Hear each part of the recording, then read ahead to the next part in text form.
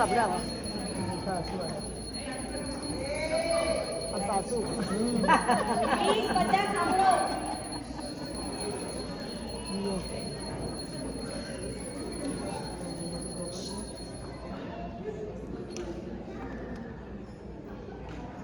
આ મારું નાનકડું ઘર છે, સુંદર અને રૂપાળું, ભક્તિથી ભરેલો આ મારું નાનકડું ઘર.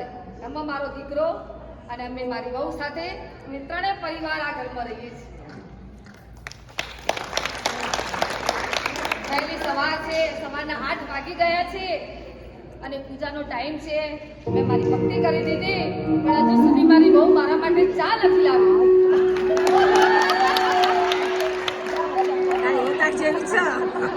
ચાની રસીએ ચા વગર તો ચાલે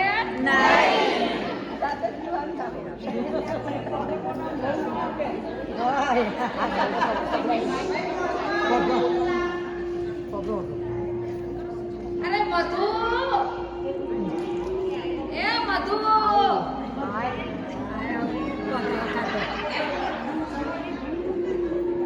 શું થયું મમ્મી? આ સવારના 10 વાગ્યા, ચા તો લાય. એ લાવી. તમારે ઘેર આવું છે? મારા ઘેર એકલી નહીં, તમારે એવું છે?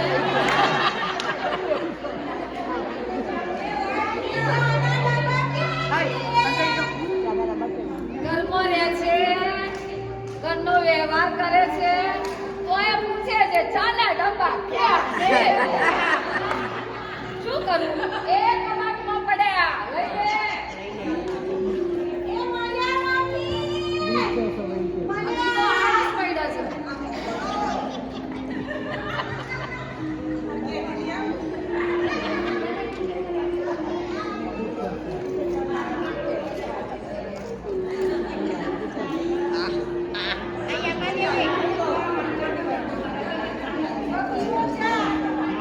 એ આદુ નાખ્યું? અરે આદુ એ નાખ્યું ને બાદુ એ નાખ્યું.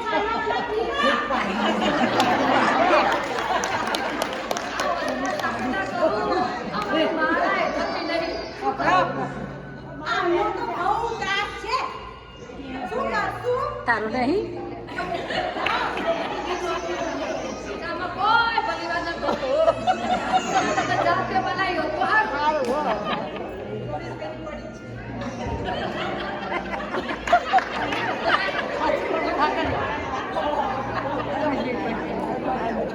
આજે મારો દીકરો રાજ અને મારી વહુ મધુ. નામ છે મધુ પણ છે બલા.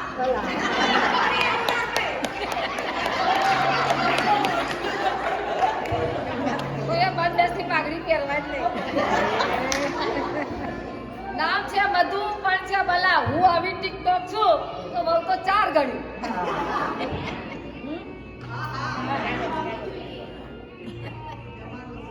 તું પાણી પીવું ને? જય શ્રી કૃષ્ણ બેટા, જય શ્રી કૃષ્ણ.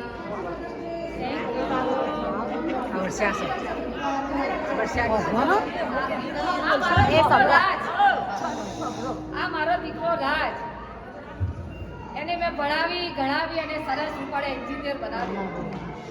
આજે જાય છે ઓફિસે અને આજે મારા વહુ સાથેની તમારે થુથુ મેં જોવાની છે. ચલો બેટા જાઓ. હા, જય શ્રી કૃષ્ણ.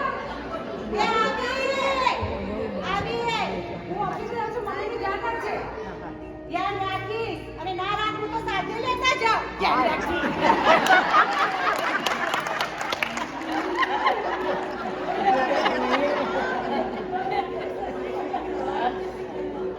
આનું લાગે